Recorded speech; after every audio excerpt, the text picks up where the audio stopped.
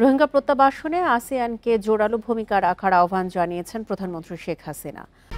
1, 2, 3 ঢাকায় জমি জিতে নিন 100% ক্যাশব্যাক সহ 20 কোটি টাকার পুরস্কার।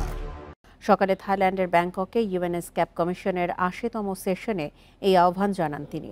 প্রধানমন্ত্রী বলেন, মিয়ানমারের সংঘাতের পর সেখান থেকে পালিয়ে আসেন রোহিঙ্গারা।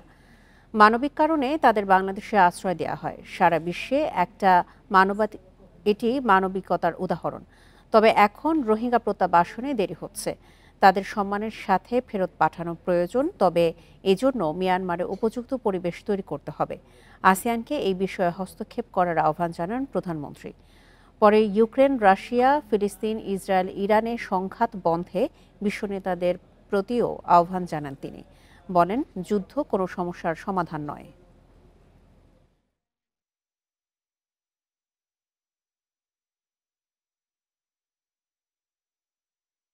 I take this opportunity to call upon the Asia-Pacific region, especially ASEAN, to play a proactive role in resolving the volatile situation in Myanmar.